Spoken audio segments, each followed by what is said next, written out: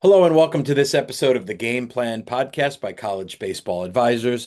On the Game Plan, we unpack basically how to improve your experience of baseball, whether it's development, strength training, mental game, recruiting process, lessons learned through baseball. And my name is Wayne Mazzoni. I coach college baseball 30 years, and I currently run College Baseball Advisors, where I help kids and parents with the recruiting process. For more information about what I do, you can visit my website collegebaseballadvisor.com. I've also created a new roadmap, which is really meant for parents that are confused and overwhelmed on the process, kind of a shorter version of exactly what you should do to help your son with recruiting. If you'd like access to that, simply go to go.collegebaseballadvisor.com/roadmap. It'll ask you to enter your email and get sent right to your inbox. On today's episode, we have the man, Josh Heenan, Dr. Josh Heenan, who I've known since my days coaching at Sacred Heart when Josh was a student, then also became the strength coach there and has gone on to create, found, and own Advanced Therapy and Performance, and also has a really great following, not only through that company, but his personal social media accounts. Josh was the first ever guest on this podcast, and we joked that since he's now on again in episode 73, I guess he'll be next up at episode 146 or something, hopefully sooner. But he made a post on his account, Dr. Josh Heenan, on Instagram from November 25th of 2025, which was really about dopamine. He uses an intake quiz for his clients and kind of from compiling that information came up with a variety of things that people can take or do or be athletes, of course, but anyone to basically better improve their performance, their happiness, their dopamine, and their experience, their longevity, etc. So that's what this podcast is about. And I hope you really find it as informative as I found it. So without further delay, here's my conversation with Dr. Josh Heenan.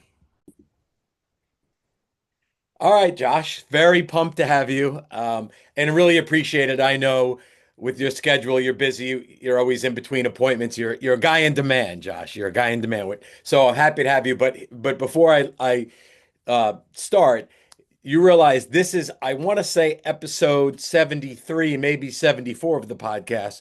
And do you know who the first ever guest was on the podcast? Was it me? Yes, it was you, my man. I thought Yes. it was. There we Yeah, go. All right. exactly. I'll see you Yeah, at so 147. that's what I was just gonna say. Exactly right. So this is good. Obviously, you and I are buddies. We talk in a variety of capacities all the time. When you sent out this post that's on the screen now, and I said before I hit record, it's the first time I've ever shared my screen doing this, but there's so much awesome information in this post, but also as I saw it, I was almost a little overwhelmed, like, man, I'm not doing all this stuff. So what I wanted to go do is we'll go through the slides. There's kind of a lot to talk about. I have some things I think on each slide or I'd like to talk about. You may say, hey, listen, we can't go past this section without talking about this particular thing. Sure. So I'll start with this open-ended thing. What led to this post? Was it the quiz that you've taken over many years? Yeah, so the post for anybody that's just listening in audio, it says dopamine depletion is the hidden epidemic behind burnouts, poor recovery, motivation loss, and inconsistent performance. And then it just goes in and talks about how dopamine plays such a role in our society and just our neurochemistry as human beings. Um, Let me jump in 1 second because you brought up a good point. This is a video, it's also an audio. So anyone that's listening and wants to see this post and pause, you go to Dr. Josh Heenan on Instagram, and the date was November 25th, 2025 is when this came out. So obviously you should be following you in the first place. But if they go, oh my God, I want to see this, go to that account and that date and you'll find it. yeah, the if anybody else wants to, like, kind of as a preface, and you've already taken this quiz, it's wiredforperformance.net. It's free. It's FOR, um, not the number four. Um, that is our neurochemistry neurotransmitter quiz that we have. It's free. It gives a whole bunch of insight to like what your chemical makeup likely is based on symptoms and other things going on. And then when you're done with it, it gives you a spit out and says like, hey, you're depleted, you're severely depleted in dopamine, you have some acetylcholine issues, you have no issues with serotonin. It just kind of walks it through, and then there's an ebook that's free with it and literally steps you through exactly how to implement these things into your daily life. So I know when you originally messaged me and you're like, I don't know what the hell to do with all this information. And that's why you're like, let's hop on a podcast. So I think the first thing is I'll use that Wired for Performance quiz with a very large chunk of my patient population clients that I have come in, whether on-site or remotely. Because it gives me another way to look at the body and the nervous system, the chemical system. Um, the it's easy to get bogged down by there's a million things in here that you could implement. But for me, it's always big domino, right? Like anybody that's familiar with the 90 mile an hour formula stuff that I've put out, it's a training system that we use to backbone of our training systems we use to help predict if someone's going to be able to throw 90 or not and then stay healthy. And we look at the lunge, deadlift, chin up.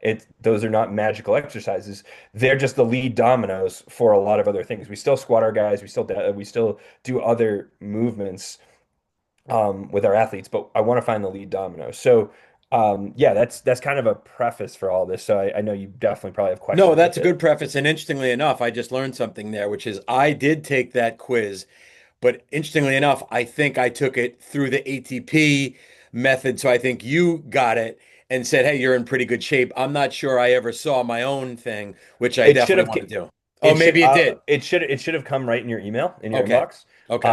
And I'll tell you because I know you don't care. You had no deficiencies on anything, which is I'll tell you um is a very rare trait. What you're saying on this podcast, and it's being recorded, is I'm perfect. Listen, I many will of call us your do wife. that. We can get her on this, and I know what she'll say. So, um, no, but neurochemistry wise, you're perfect. Now, I'll tell you, I actually just finished working. This is why the intakes are so interesting to me and how they've expanded over time. I just finished literally seconds ago. Finished with an NFL player. Um, that has had a long history of physical, mental trauma stuff. Perfect neurotransmitter intake, perfect everything. If you saw this person, they're give or take 50th in the world in their position. If you saw this person move, you saw this person do their things, you would be like, wow, this person's perfect. I put them in our goggles headset and we found a lot of things. So that's why I look and the goggles headset looks at their eye tracking and tells us kind of what the brain is telling the eyes to do. So it's really what the brain is actually understanding and visualizing. Um, that feeds into all this because if you're depleted in dopamine, you often have a hard time like stabilizing your eyes, stabilizing your nervous system, which then if you can't figure out where up, down, left, right is, how are you supposed to throw a 92 mile an hour slider and have it land? Like you can't control if you can't control your internal environment, your external environment's going to be screwed. Yeah. And just before I go to this first slide, what I'm hoping people take away from this is I saw this great follow-up from Alex Arnold, who just climbed that building, that Taipei building, right? Like, and they interviewed him after, and he's like, "Listen, I'm not looking. I don't think people are going to watch me climb this building and go, oh, I'm going to go free soloing now." He goes, "I want him to look at it and say, hey, maybe there's hard things I can do that I haven't tried before." And back to this post. Yeah, it's not meant to necessarily have you follow everything, but if what we do here in this next whatever amount of time makes some people take some hard look at a couple of things, it'll be worth the time. So with that said, I'm going to go to this first one here, and I'm going to start off with just one thing and let you take from there. I don't have any notifications on my phone at Neither. all, ever Nice. at all. Listen, I'm also 56 years old. I didn't grow up with a phone in my hand. On occasion, when I've picked up my kids' phones, that sucker is beeping and chiming, and I'm like, that's miserable. This thing you have attached to you is always, making all these things. So that's it. I see you put it at the top. I don't know if this is in any order that you think is more important, but boy, I can't. I No. I completely agree with that one. That if kids could stop some of those notifications, it would really be really help. Well, if you look at, so, we're riddled with depression in our society, and there's a lot of reasons why that is. But one of the big things that we see, especially with younger, healthy athletes, and I mean younger, like high school, college, even young pros, they they're if they do have depressive symptoms, a lot of times it's it's not because they're riddled with this long-term clinical depression. They're acutely depressed because they have low dopamine in running through the system, and they're constantly searching for the next thing. And that's what we talk about, like digital detox, like turning off your notifications, putting on grayscale. Have you ever used grayscale on your phone? I have, but what's interesting is I did use it for a little bit. However, I don't think I have an issue with my phone. But one thing I do, and I see you have here, and I think it's huge, is this minimalist home screen. My home screen is the most simple. You look at my phone, it's very, and that may be different than what you're talking about with Yep. the gray screen. But I've seen people's phones, and I look at them, and they actually are stressful to me because of the chaos going on in their phone. But why don't you talk about the grayscale? Yeah, so finding ways that we can minimize blue light into our life is very helpful, because that we know is dopamine depleting. Um, Grayscale, easy function you can use on Android or iPhone.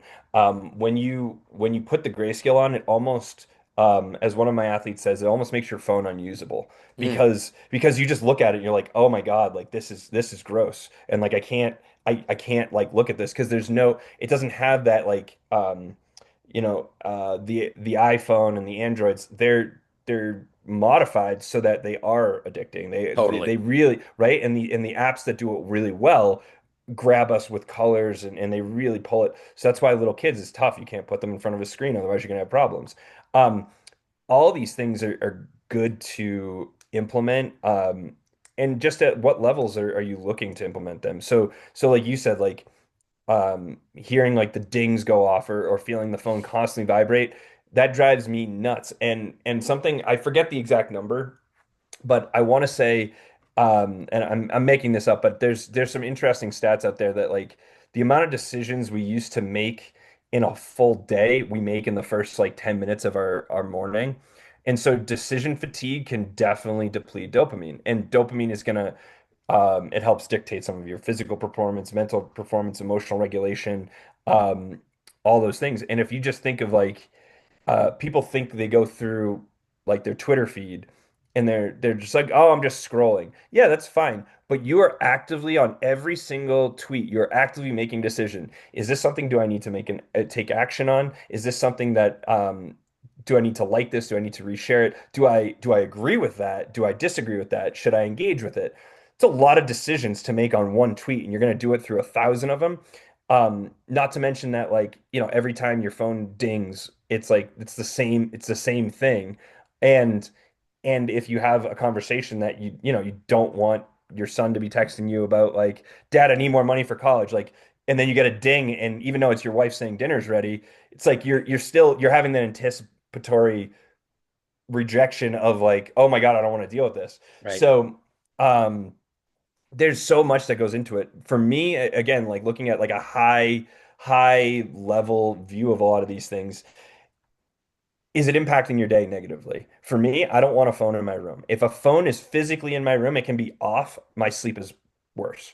Mm. If I'm doing work at my desk, I try not to have my phone in my office, because there's research showing that even having a phone that is not like within arm's reach, but in the room, it literally pulls your attention away. Mm.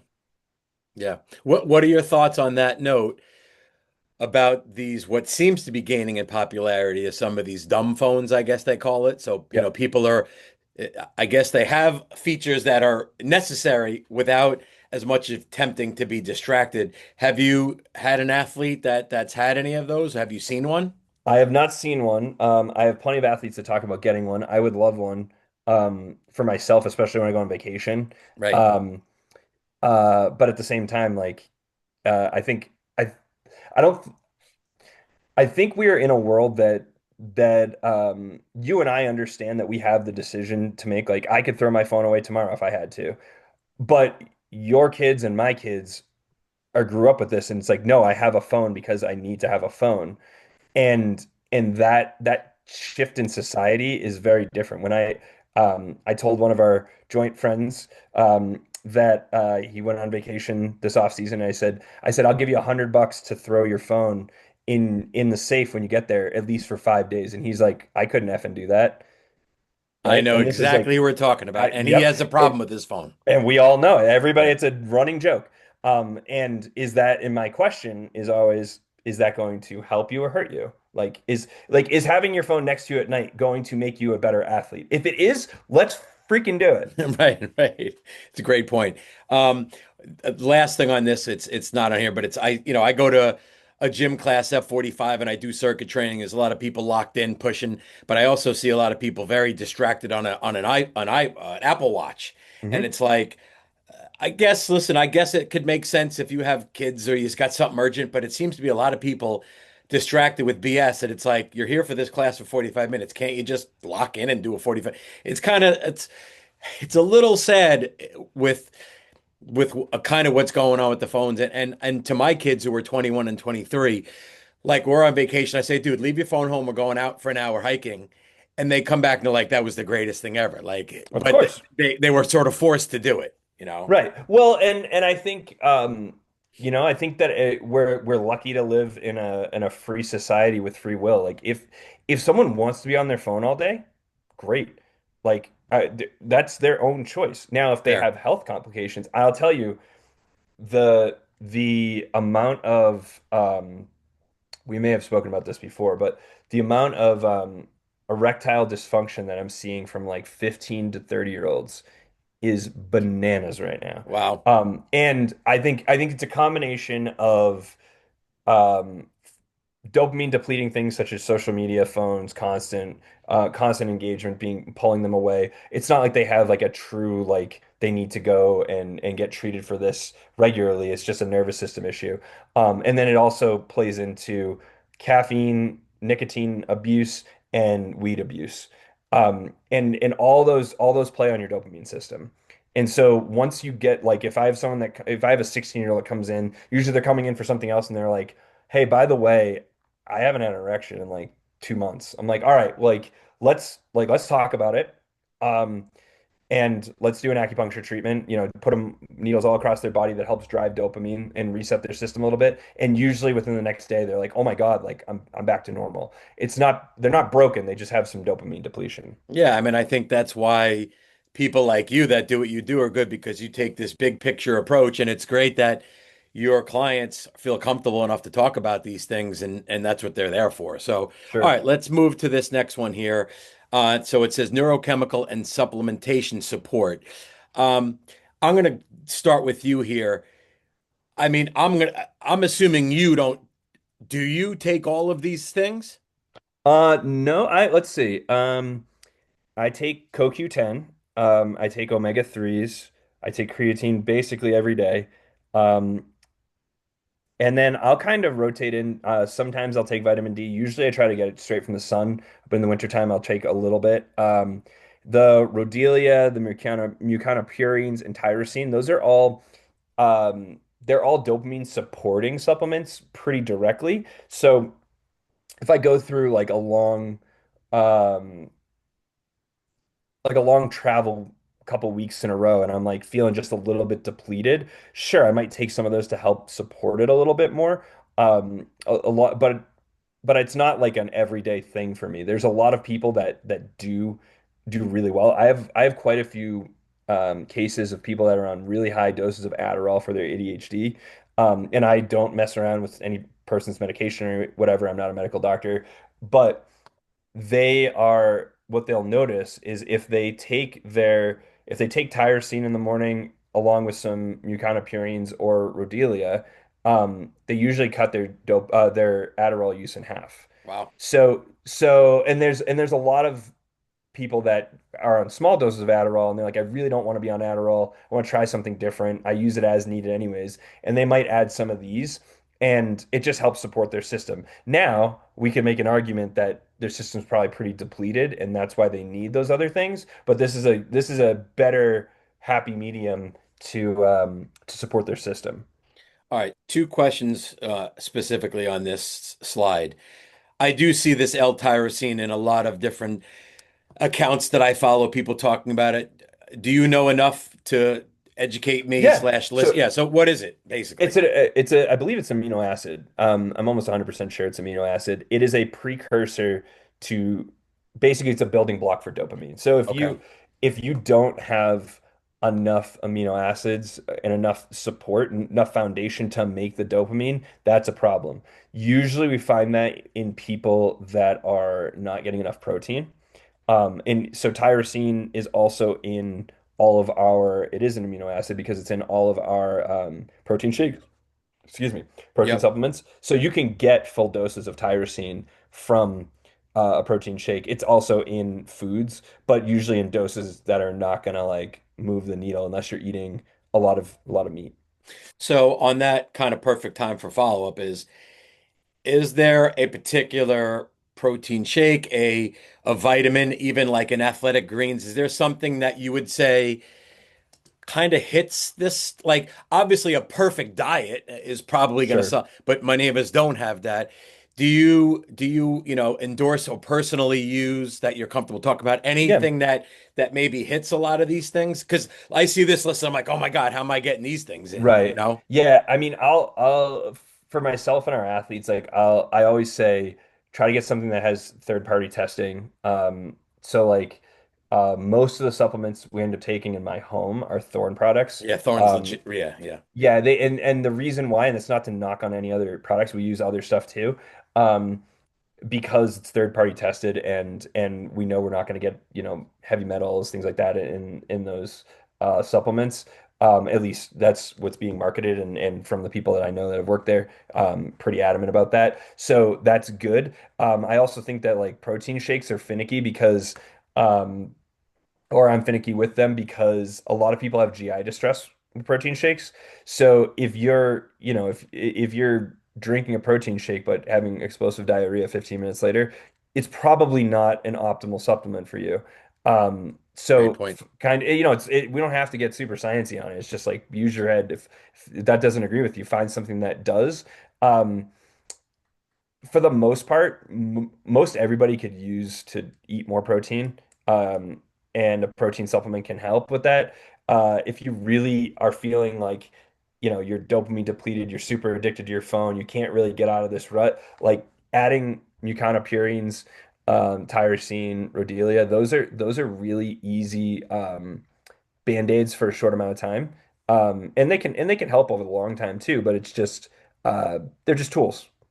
Yeah, and you mentioned at the beginning it's something people could be encouraged to take that wired, quiz and Yep, and get some answers and maybe start digging into some of this. All right, let's go for to the sure. next one here, kind of going off of what we just talked about there before. Now, so is this tyrosine rich protein is similar to the previous slide, right? The Yep. L-tyrosine? Okay, Yeah, got so it's the exact same stuff. So kind of, you could get it from food, you can get it from protein supplements. All right, so I want to unpack one particular thing here because I like everything else there that's in there. I guess actually two things. Can you talk about the fermented foods? Is that such things as like pickles and things that are And actually so okay, kimchi and yeah. okay. They're good for digestive health. I know there's a whole host. There's people that are specialists in this that like know everything about it. And if you look at a lot of, I believe it's a lot of more Asian cultures have a lot of those fermented foods, and I believe they have a lot lower rates of like, um, I want to say like gut cancers and GI type complications. I could be incorrect with that, but I'm pretty sure that's been pretty well studied. Okay. The other thing then I'm curious about, I've kind of tried. I mean, theoretically, we all intermittent fast, right? We all Sure. we all go to bed and we all don't eat while we're sleeping, right? But do you with your clients or even personally, is this something that is discussed a lot? Their eating patterns slash intermittent fasting? Or is that something you might suggest in response to something that they're doing? Oftentimes, response to something they're doing, I do think, I do think that kind of an easy overview to again step back from the micro of this is like you can have the most depleting day of your life, and what, physically, emotionally, all these things taking you down. But if you have a great night's sleep, you get rebooted really well. And Mm, sleep is the foundation of basically this whole thing. Now you need nutrients to support that, but where I think most of this ends up going as we get better and better at the science and understand, it's like if we just prioritize the sleep. So um great point. no screens an hour before you go to bed, no liquids 2 hours before you go to bed, and no food 3 hours before you go to bed is kind of a general rule. Um, that if you had no food 3 hours before your bed and you get 8 hours of sleep, that's 11 hours right there. So that you Right. just fasted for 11 hours. Now, are there other ways we can manipulate this? Sure. But if you everything is really reset with a good night's sleep. So if you Totally. can prioritize that, then like however you get to those things is fine by me.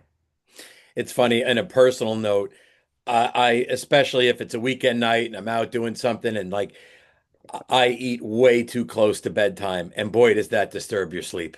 It Yeah. really disturbs your And sleep. some people are really like I feel like I could eat and go right to bed. Now, the argument is, and I would agree with it, is that like, all right, you're supposed to be resting, not necessarily going through heavy digestion when you're sleeping. I Right. can still sleep fine if I have a full belly, but some people are really disturbed. Some people are like, they eat 2 hours before bed and they're like, I can't sleep.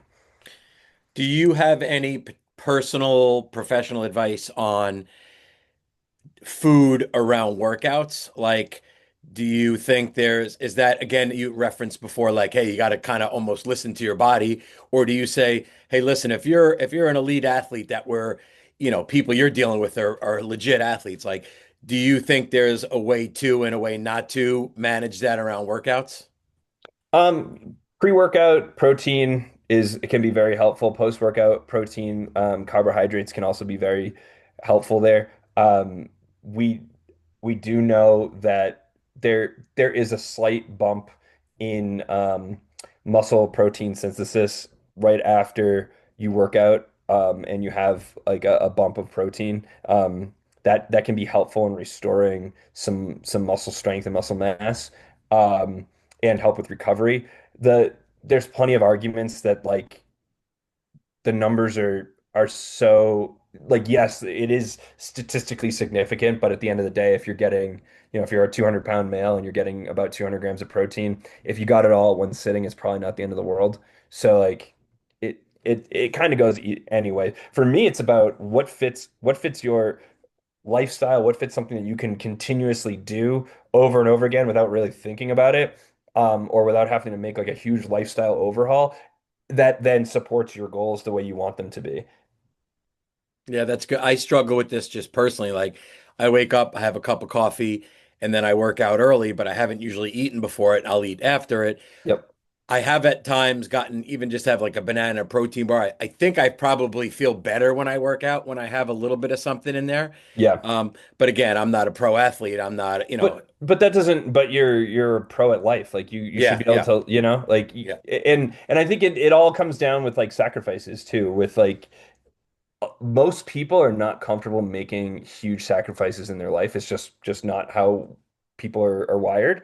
Um, I don't want to eat 7 meals a day and be a professional bodybuilder. right, But if I wanted to add 30 pounds of muscle and I wanted to maximize every single second of the day to make that my one priority, I should probably make the sacrifice. right. Yeah, you bring up something that it just struck me. There's this guy, there's a documentary about him. I think Brian Johnson's his name. He's like Yep. but like he's gonna probably outlive all of us, but he seems to be not that he's miserable doing it, but his whole life is about living longer, not really living funner, if you will, more fun. But Yep. again, people have to figure out what works for them here. All right, For sure. let's go here to the next slide, nervous system and somatic work.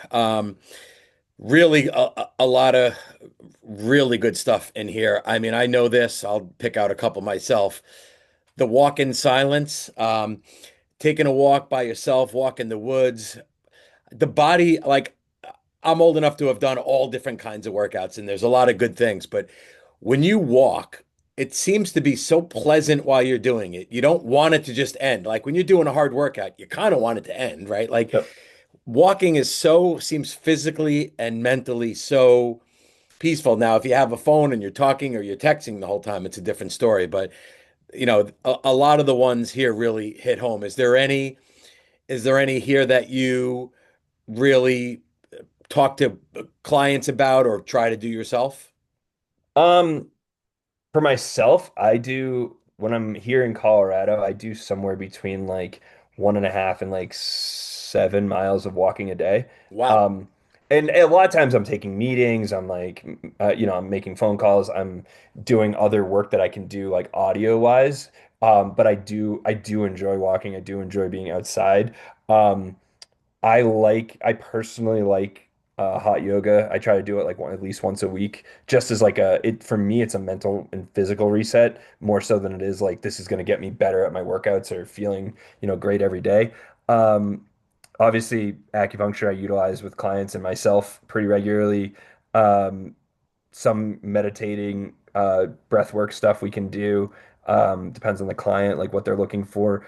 Um, yeah, I mean, What's the those are like the somatic big ones. tracking? Is that tracking your sleep? Um, Tracking your body. So like if you've ever done like a um meditation where you kind of scan your body and you're like, "Oh, what am I Ah, I feeling see. in like my lower back? Oh, I'm tight there." Or even like you could use it physically and emotionally. Like, what am I emotionally feeling right now? Like, oh, I'm anxious because I'm going on a podcast. Or, like, and just getting in touch with like where you actually feel those things. There's a huge neurochemical like brain um how to say it. There's a brain response that we get from all this. So it's another tool to get yourself kind of back in touch with yourself. Yeah, I mean, I was just writing down a couple of notes that like a lot of people are kind of all of this ties together in a way. Like if you're always so busy in a lot of ways, slash being on your phone, you don't have time to, or you don't make it a priority to just do 5 minutes of breathing. And like something when I was coaching, I used to do is like when the guys would come in, I would just have them do 2 minutes of like breath work to just like Hmm. get away from the phone and the classes and the girlfriend and the parent call. And it's like, okay, let's get like, let's transition into what we're doing now. Right. So I think this stuff's important. I will say there are definitely for people that struggle with this, because many people struggle because their mind is so busy all the time, is that Yep. doing something in a guided capacity, whether it's an app like a Calm app or Headspace, or even if you go to YouTube, there's guided meditations. And I encourage, especially kids who have never tried it, to try 3 to 5 minutes of just something guided, and maybe eventually you don't need it guided, but boy, you feel really rejuvenated when you consciously slow down and focus on something that's in you, whether it's a breathing or whether it's a body feeling, or like you put even a stretch, right? Yep. Even a 5 minute stretch of just like feeling the body part that you're stretching can be just so peaceful, right? Well, we could also chalk all this stuff up to being present.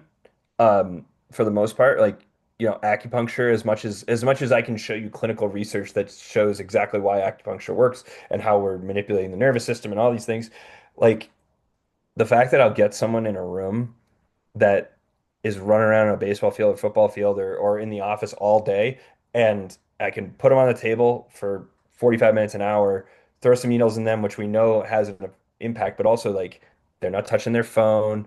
A lot of times I'll sit there and I'll just shut up for 45 minutes because I'm like, this is what they actually need. Great point, And dude. in a point to, a lot of coaches and parents and athletes come to me with like kind of the alcohol question of like, all right, like how do you manage the college experience in alcohol? And I promise I'll bring it back to this point, but I would say and again I'm generalizing in a big way. Um, Concerts and going out with your friends are probably two of the more monumental, going out like drinking, are monumental things in your like teens and 20s and things like that. And I know even you like to go to concerts and I like love I like going to to go to concerts. concerts. Same, right? Because you're present. You are in Yes, the yes, moment. You're yes. right. I don't care if you call it meditative or present, whatever. It is the same mechanism in many ways. True. So when I see a lot of our athletes that are like really dialed in, and they're like, yeah, I'm going to college in the fall. And they're like, I'm not drinking, I'm not doing anything. I'm like, great. Like everybody has their own personal choices. You and I, we can look at all the research. Alcohol is a poison. There's no way that we can fight around that. I drink maybe 2 or 3 times a year. Usually it's at weddings, and that's about it. Um, and the people that I see that are like, I am not going to drink at all at college with my new friends.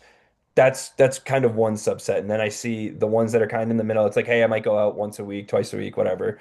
And then I'll see the ones that go out all the time. Well, going out all the time is definitely going to pull from your goals long term. If you're going out more than once, twice a week, you're probably not prioritizing academics, academics and sports and all the other things, in my opinion. Yep. But the one night a week, like I imagine there's only a handful of memories you have from your college experience, and I guarantee the majority of them you're probably not sober. You don't remember sitting in class being like, "Oh, that was a great exam." You're like, "No, like I remember 2 in the morning running around with my friends doing things that like being silly, doing stupid things that are like those are bonding moments forever. Those offer a long time, potentially offer a lot of dopamine, not just in the moment, but in that like oxytocin bond with other people that I think is really important, especially when you're a part of a team and like and all those things. So I think there is a balance, and I'm not telling people to go out and get hammered and stuff all the time. When an athlete or family or coach comes to me and like, what do we do for like a policy? I tell people I'm like once a week. If you want to go out and you make Friday night your night, like you don't have to count calories in your beer. You don't have to think about am I having 3 or 4 drinks or whatever. Like just go and have a good time. Be responsible, have a good time, and that will spill over into the other things that you want to happen in your life in a positive manner. I like that. I will say to my own kids, I try to preach, which I don't think holds up, even to my own self, is I do try to preach moderation. Like, okay, go drink, but like, can you mix in a couple of waters during the night? Sure. Can you get one non-alcoholic beer and mix it in so that because listen, if you have 12 to 15 drinks, it's a 2 day recovery. If you have 5 drinks and you've eaten before and you mix it in, you're going to have a good time, but maybe you're not going to pay the price. But listen, that comes with life experience. You mentioned something too that it's so true, and I wrote this down. I mean, I had a pretty good amount of tooth work going on the other day. I didn't know something was bothering me. I was in the dentist.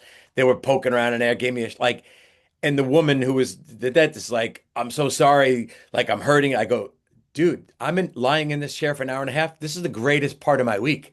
I have nothing to do but sit here and you do all the work. Getting a haircut is so relaxing. Like you made that point. Someone comes in for an acupuncture. Maybe one of the best things they got is no phone and just being present for 45 minutes there, right? It's huge. Yep. Well, and look at I'm fortunate to get to work with a lot of people with a lot of different things.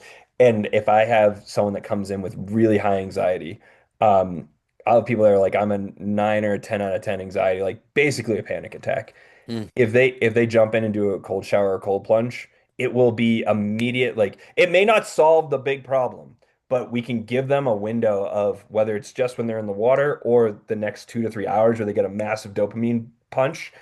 Um, and drive some other chemicals down so their anxiety releases a little bit, they're forced to be present in the moment. And that is a whole piece of the whole thing. And that's great. And I actually put down to talk about some things, but I think almost everything I want to cover is in this here. So movement and exercise, walk outdoors daily, which is huge. Sprints, fantastic. Compound weights is a no-brainer. Play a sport. Let me just look. Dance. Oh man, I freaking love dancing. Hill sprints. Oh, all right. In group fitness. Do animal flow, Mr. Dr. Josh Heenan. Can you unpack animal flow, which I have no idea what that is? So there's different types of there's actually like trademarked ironically my the person who cuts my hair her boyfriend is the creator of what's called animal flow. So that's a patented type of movement, and it's basically just finding different movements to kind of flow through your body. It would be more now. It would be a very good lateral to like a yoga, I see. but more explorative, if that Okay. makes sense. And I think what this slide is basically saying, and again, because the whole premise of this is really about dopamine and all those things. Generally, if you do any of these things that are on this and many others, you probably could have kept this list, triple. You feel good when you move, right? When Yeah. you exercise and you move, you feel good. So, yeah, it's a great point. Sometimes, like, even the kids, it's like, well, what are you doing today? I'm sitting in the snow, and I'm like, dude, if you just go out for half an hour, just go outside, bundle up. The impact that will have on your mood and the rest of your day is really significant. Yes. All right, let's go to the next one here. Ah, perfect. So sun, cold, and heat. I'm just going to read them and then we'll go through them. So get sunlight, AM sunlight daily. Skip sunglasses early. Take cold showers. Contrast therapy. Use a sauna 3 to 5 times weekly. Walk barefoot outside. Open windows. Try red light therapy. Do outdoor chores. Go camping to reset. Love all those.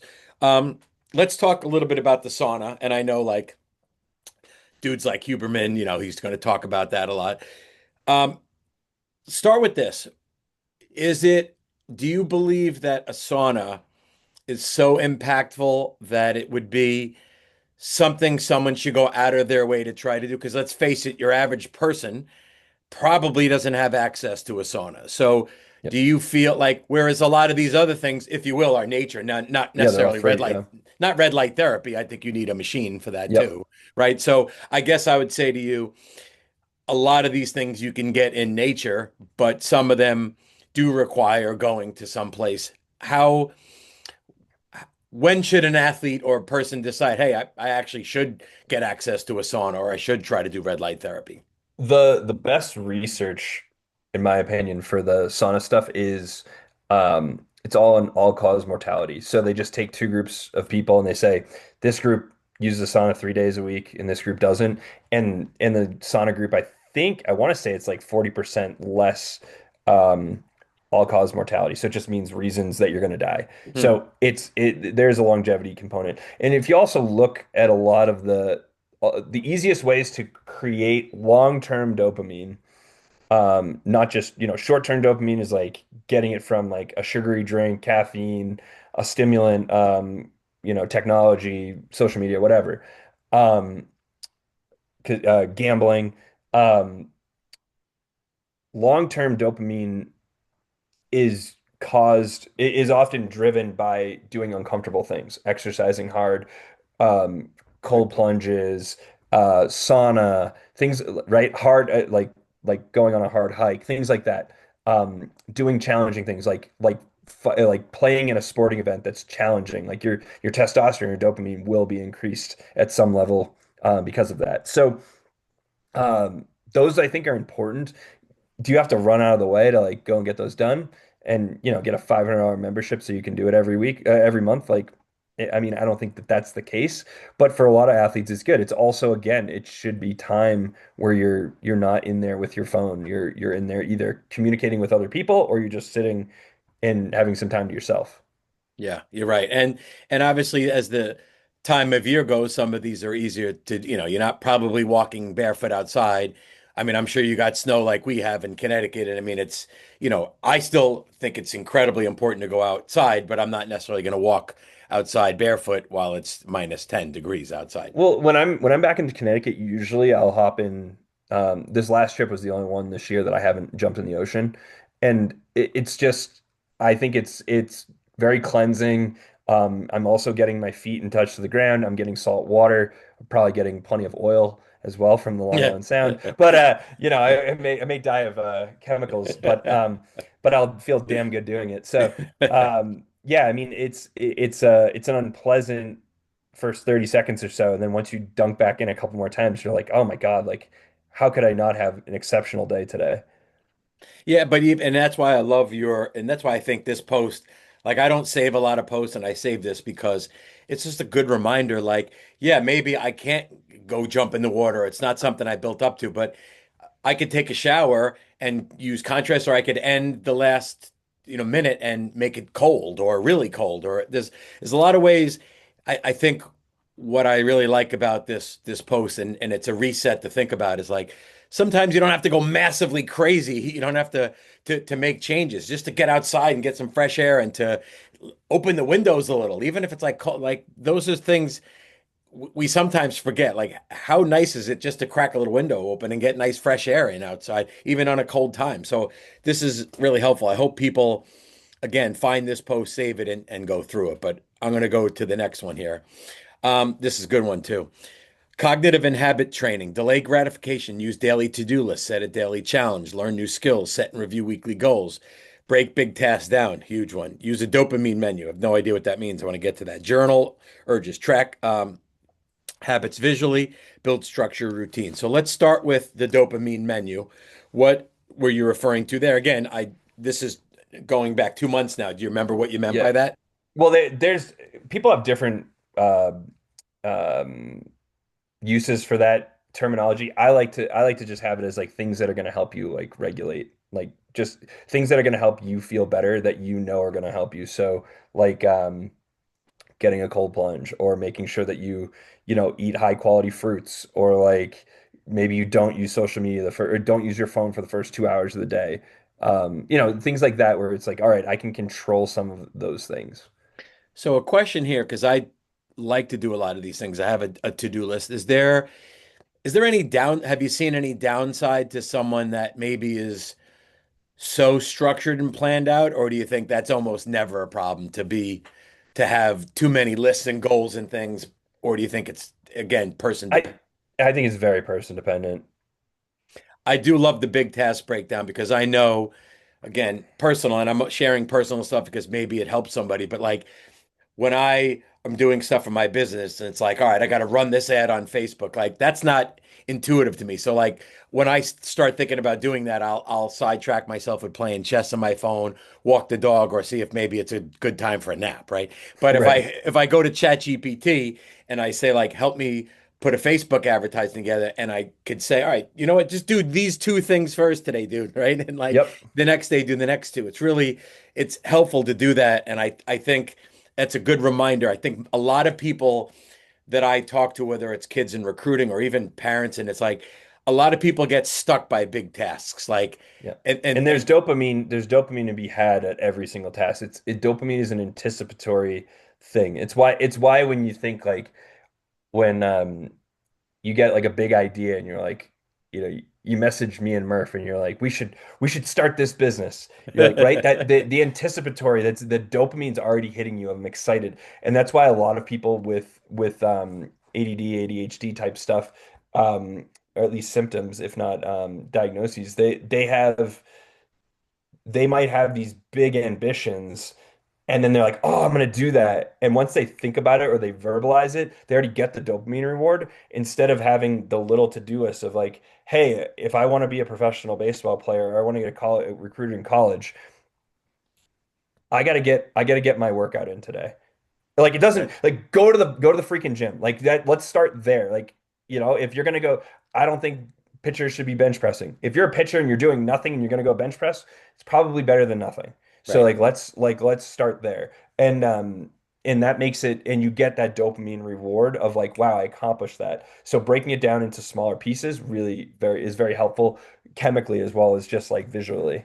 No question. And that one of the things I did put a note on, and I'm not sure it's going to come up, but it kind of ties into this is I find it, and it's a lost art amongst kids. I find reading to be incredibly relaxing and fantastic, but also educational. Like I Sure. personally read nonfiction and Atomic Habits by Great James book. Clear. It just is amazing. First of all, he was a baseball player, and not that this is a baseball only talk. This is many athletes. Of course, my podcast is baseball, but like that is a great. He takes these things that we know, and it's not too complicated, and gives you ways to think about them slash do them to actually make some changes. And I definitely encourage people to go look at that. All right, let's go on to this. Purpose, goals, and flow. Set short, long-term goals, reflect on values, time block, focus work, start creative projects, build things by hand, teach others, organize your space, celebrate small wins, finish all projects, contribute to a mission. I mean, this is awesome. You know what? I'm starting to think here with this too, or kind of rethink it is like these are things for every human on the planet, if you will, Yep. right? Not necessarily, because for ATP and for Josh Heenan, do you have if you will, a target client? Like, are you getting more high school, college, pro athletes? I know you personally, you deal with all kinds of cases in people, correct? Yeah, but with ATP, we're a heavy dominant high school, college, pro baseball. But in your own work, like you're seeing not only those types of people, but a Yeah, variety of you're seeing weekend everything. warriors and dads Yeah, and all that stuff. neurological cases, pain. It's yeah, I get a good mix. Yeah. So all of these things are so good. I mean, I did something that last year for Christmas, my wife Kelly wanted me to create this handmade sign that had everyone's name in her family. And it was like it's going to go on.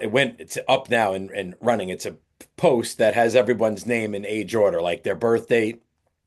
And I had to like go in my basement in my little workshop and like get a router and cut it out and then carve it and sand it and paint it and then like boy, talk about being present and Yeah. feeling accomplished and all these things. Like, you're right. This is what I like about this list, and it's why it's helping me at the moment. Is like, not anyone's necessarily going to do all of the ones on this slide, but boy, if you do a couple of things on here, that's really going to help you just be more fulfilled in general, right? Well, let me ask you, Yes.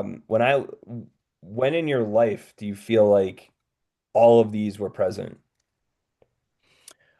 You're saying all of the things on this page? Yep, they were just organically present in your life. Ooh, built. Hmm. Because I have one that sticks right out I don't know. What do you got? when we were working at Sacred Heart together. It hits every single like, hey, you have this practice, you're doing this, you're teaching other people things, you're building things together, you're working on this, you're trying to look at the short-term goals, you're looking at the long-term goals. It's everything with like building a team. No, no question about it. I mean, listen, to that matter, most of the time on this podcast, I interview coaches. I think it's the greatest gig going with the worst, not the worst schedule, but not the greatest schedule. That's the Sure, only problem with sure. that, is at least in college coaching. All right, we got a few more to go. Oh, I love this one here. Oh, this is awesome. Relationship and emotional work. Hug someone 30 plus seconds. Have deep conversations. That's a big one I want to talk about. Pet animals, another one. Eat meals without phones. Send kind messages. Write thank you notes. A lost art.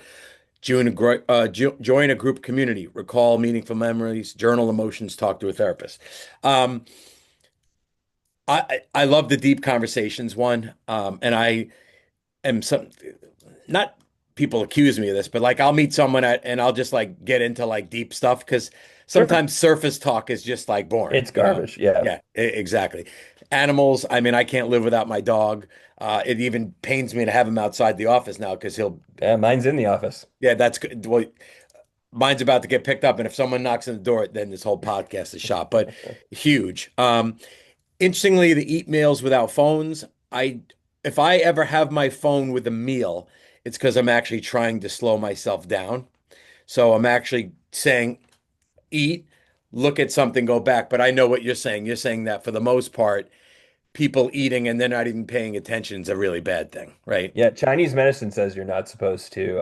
I don't buy everything that Chinese medicine says, but they say you're not supposed to eat and like consume anything else. No TV, no audio, no. It's just like you're there with the meal and you're there with the people. And even if it's by yourself, you're just by yourself. I mean, that's probably the way it should be. That's probably accurate. I Probably. mean, it really is because you should be mindful of the food you're eating, right? That's number Yep. one. It'll help you eat and enjoy it more. I think many people are guilty of sometimes like I almost get angry sometimes when I have to eat, like, oh my God, I got stuff to do. Why do I have to slow down to eat? Where I think that's just not the right way. But I guess Yeah. the world is a Do busy you, place. do you remember Liver King? No. Okay, so this guy, long story short, I'm sure most of your audience will know. Is Liver this the King guy was that this. eats the liver stuff? Yes, but This, yeah. he claimed he was natural and then he was not natural and he was juiced to the gills and he got caught and all this stuff. So he has like these he had these what was it? Liver King like tenets of life, like ancestral living tenets of life, right? And it's like I forget all the things, but it's like basically like boiled down to like anything like our ancestors would do. Honestly, they're all freaking good. It was like go do hard things. Like, make sure you're the one like eating, like killing the meal. Like all these things that you're like, all right, primally, like, yeah, you and I are not gonna be out running around at night unless we're trying to kill something. We're gonna be in sleeping in our cave. And our cave is gonna be completely blacked out, and we're gonna get a good night's sleep because that's important. It's just like simple things like that. The more we can get back to those things, the better, especially as we get pulled more technology. I mean, that's really well said. In addition, that there's people have written books about this. Michael Easter wrote The Comfort Crisis, where Yep. like the world has been now where it's just too easy. Like, and Way again, too to easy. each their own. People are going to listen to this and yell at me. I don't really care. But I mean, we got a huge snowstorm. I'd rather die than have someone or use a snowblower myself. I am using an old school shovel and I'm shoveling that stuff myself. Now, if I had a massive compound that I lived at, I'd probably get it Sure. plowed or something. But like everything seems that it's trying to be made easier for everybody, getting your groceries delivered and this. It's like doing hard things is good because what if the power went out and there's no food to get? Well, you're gonna have to find your food somehow, right? So Right. like you should be trained if you ever need to be tough, that you're ready to be that, right? Yep. Um, the send kind messages, right? Thank you notes is huge, right? That's simple things that I hope young kids are doing, like thanking their teachers and coaches, and just like instead of making yourself feel better by comparing yourself to somebody else, but like the kid that's not the popular kid in school, like do something nice, right? Like Hmm. just there's a lot of ways to help yourself by helping somebody else at the same time, right? Yep. I know that my son carries around a an ATP journal, and he's always writing in that journal.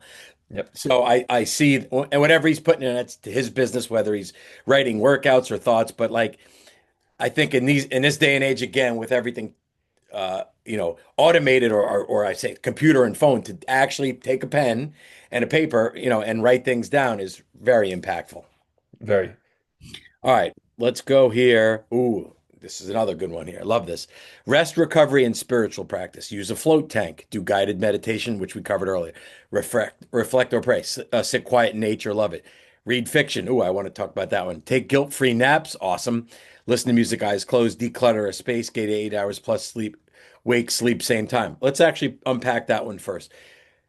Do you believe for anyone, not just someone who's struggling dopamine and whatnot, that going to bed and waking up at the same time is very important?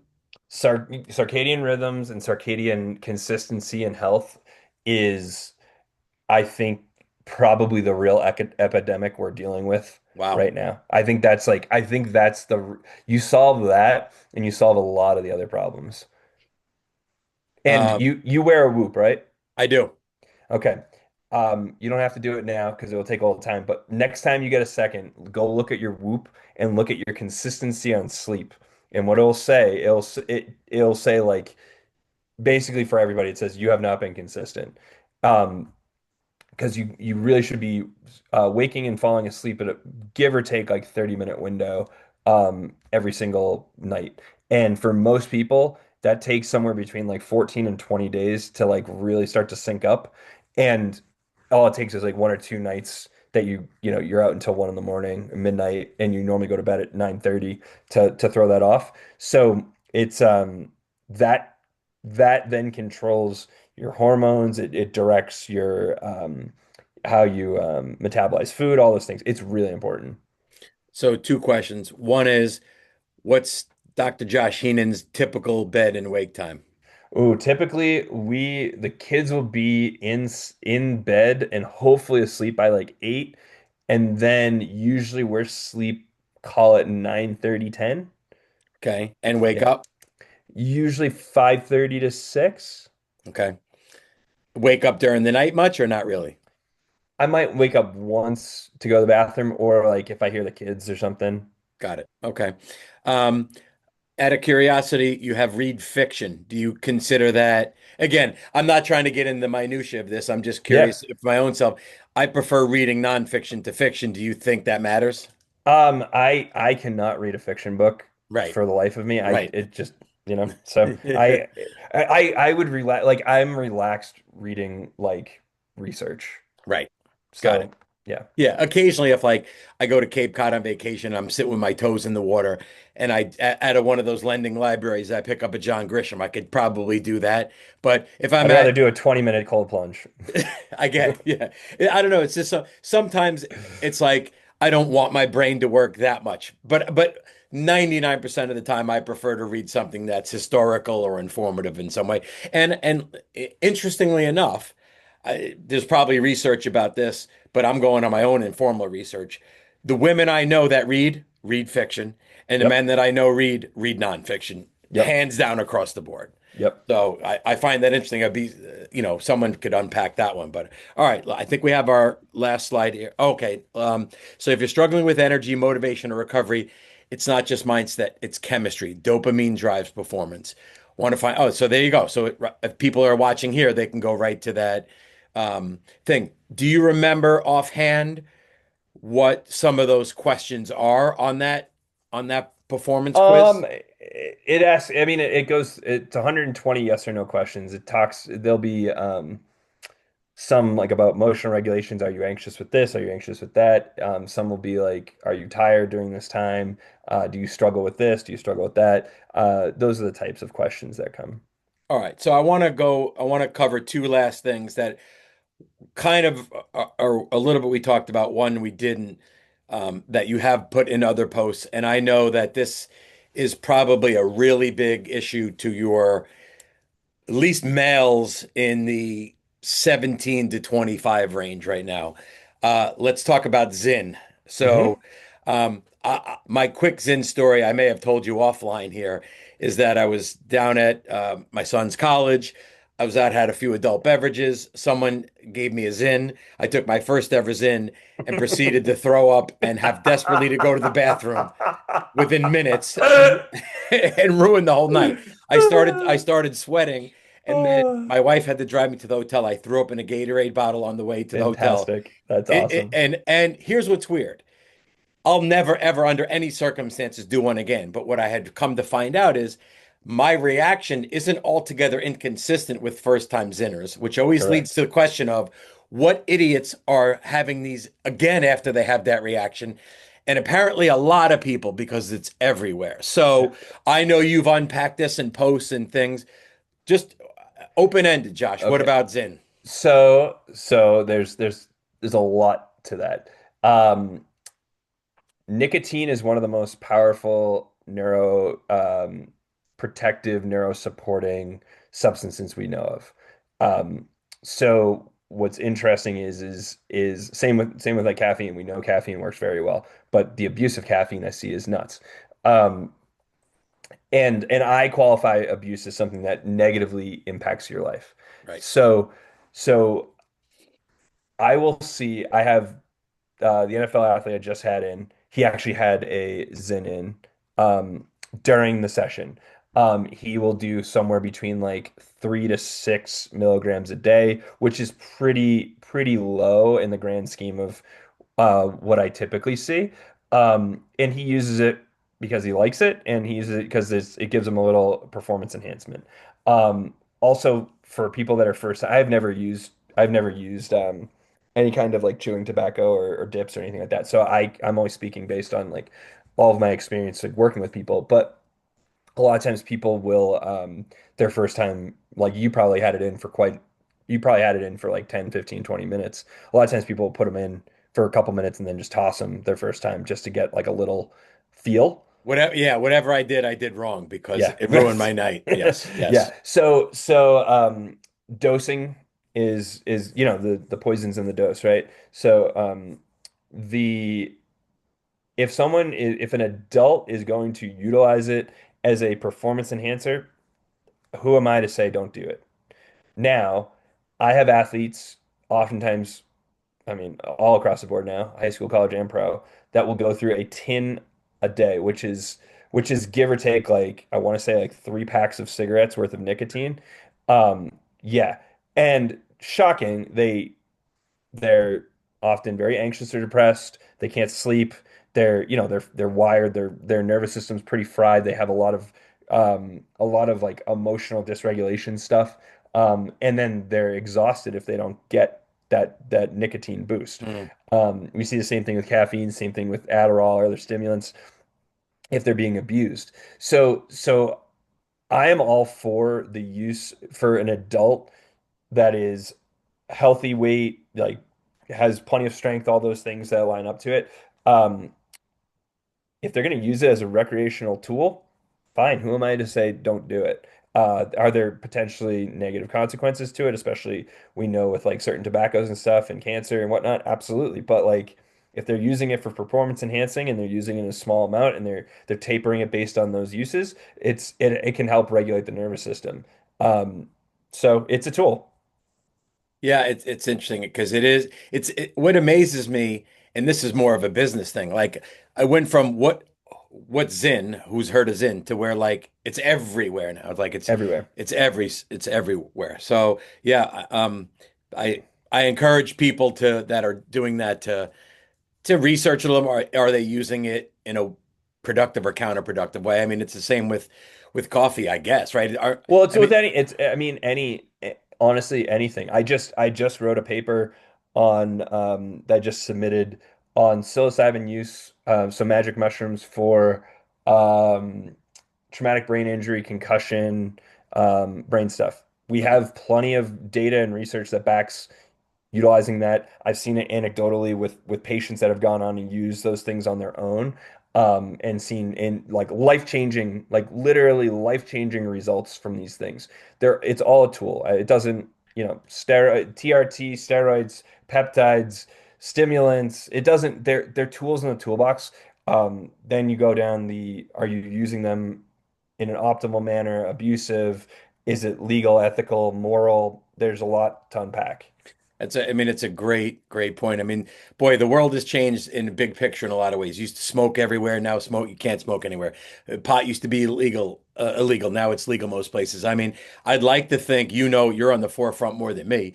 In 20 years, will psychedelics and those types of things be much more prevalent, easy to get, used for a lot more? Because they have a lot of 100. benefits, do they not? They do. And you're the guy that you were talking about, Brian Johnson, Yes. the longevity guy. Yes. Did you see any of the psychedelic stuff he posted more recently? I don't think so. So he did two separate full dose psilocybin trips that he documented.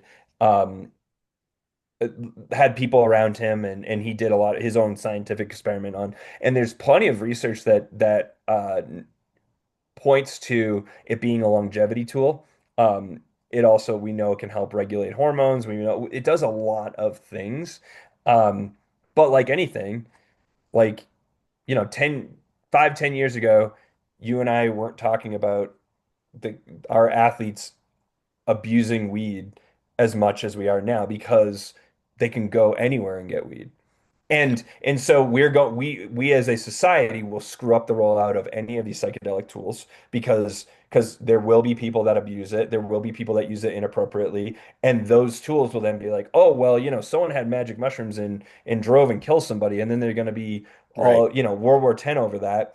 When in reality, like how many thousands of people die each day because of a drunk driver? So Right. it's all perspective, and the media plays a role, we play a role, we're indoctrinated in different things. But So that's an interesting one because I'm curious about that long term. I mean, I don't want to. I'm not smart enough to get into this debate, but I know there was an incredible amount of alcohol use during Prohibition. Like, oh, we can't drink. You bet your ass we're going to drink, right? sure. Now that you could drink, and I think maybe with pot being more accessible and regulated, maybe it removes a little bit of like, oh, we're going to go do our pot in some way. Yeah. Hopefully. Yeah. Well, I mean, this generation isn't drinking, Right. Right. So Yeah. and that's like as a societal like health consequence, probably a pretty good thing. Now, but we also have the counter where we have guys that we don't have it as much anymore, but maybe like 5, 10 years ago, the amount of people that were using like their joules Yeah.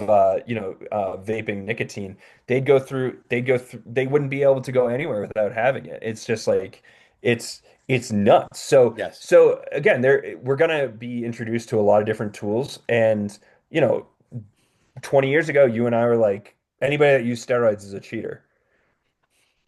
Right. I mean, Yeah. that's the society we grew up in. Now we Right. look at it and it's like, well, why wouldn't you if you're 55 years old, 60 years old, and you're like, I want to improve my life and feel better, and I have low testosterone, and we've done all these other things, and I'm not abusing it. I'm using it under the guidance of a medical professional that understands my body. Then it's a very valid tool to extend quality of life and probably potentially quantity of life.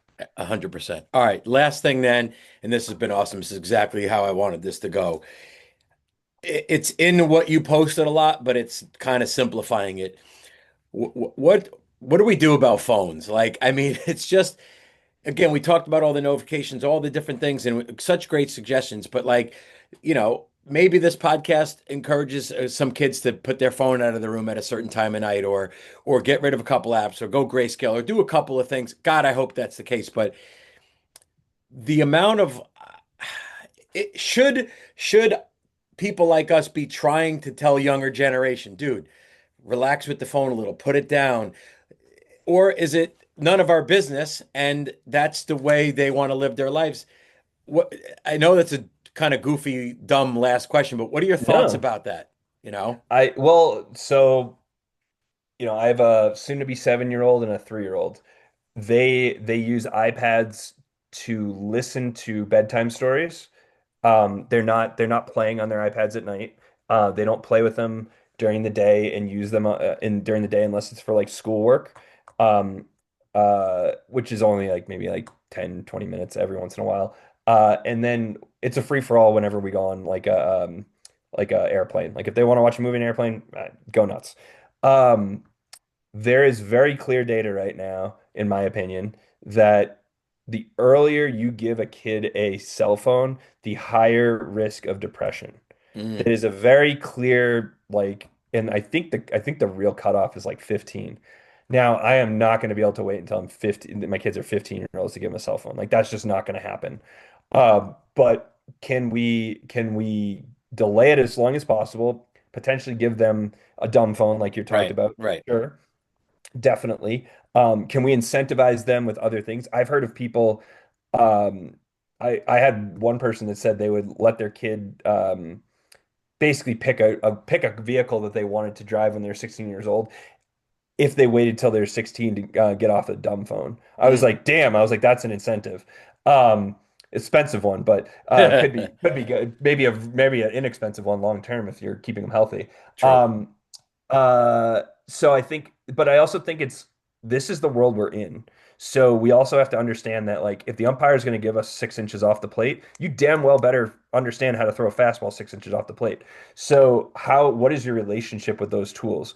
I think the first step is like get your effing phone out of your bedroom at night and then minimize your notifications. You do those things and it gets a little bit better. You throw on grayscale so it gets a little bit unusable, and then you start to interact. Like I use my phone, my screen time is a lot because I do a lot of social media stuff. I do a lot of work on my phone and on my computer at the same time. Like whether it's clinical work, whether it's things. So like I would be a hypocrite to say like, oh, you can't spend 10 hours a day on your phone. Um, but there's days where I'll shut it down. I'll shut my phone off and leave it off for 24 hours. When I go on vacation, I'll put it for a couple days in the safe. Like it's an easy, we each have to build out that relationship with technology and the phone. And for younger, very impressionable kids that don't understand that they have the choice to omit themselves from it, that's where the education needs to take place. But like, if I tell my kids like you're not allowed to ever try alcohol. Well, what are they going Right. to do? Of course, right. Like Exactly. so having the conversation, they're going to have access to anything they want. Yeah, I think it's a really good point in that the phone is it's actually an awesome tool. It's a Greatest great tool known to tool, man. a greatest tool. I mean, conduct business on it, you can play it, communicate, but it's when you are attached to it and you are almost unconscious using it and not being aware and saying, I will take a 20-minute walk. And guess what? I won't actually have my phone. Like building in time to not have it, I think is really important for sure. And I'll give you one last nugget that I fully believe in. I think you do it really well. A lot of people don't in terms of living purposefully.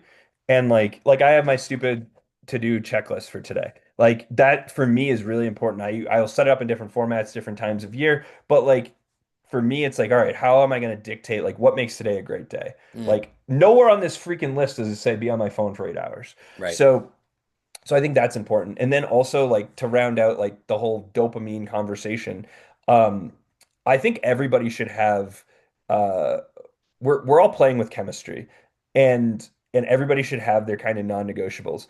And for me, what I've found over the years, and I am not someone that has like I would say a lot of bad days. I have very good days. My days are usually good or exceptionally good or great. But there's definitely days where you just get hit with a million things and you're like, I'm gonna go back to bed. Like it's gonna be better Right. if I just go back to bed, right? Yes. So we all go peaks and valleys of those things, but one thing that has always worked really well for me is I have kind of my rules for like no bad days. And and not saying you can't have a bad day because I think it's actually important to have some bad days, but and that's all subjective, obviously. But for me, if I don't break a sweat in the morning, if I don't I'm not allowed to have a bad day, excuse me.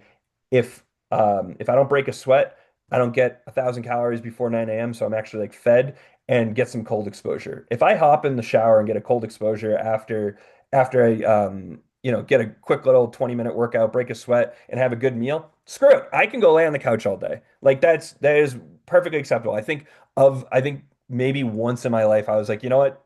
I'm just gonna go chill for the day. I'm tapping out.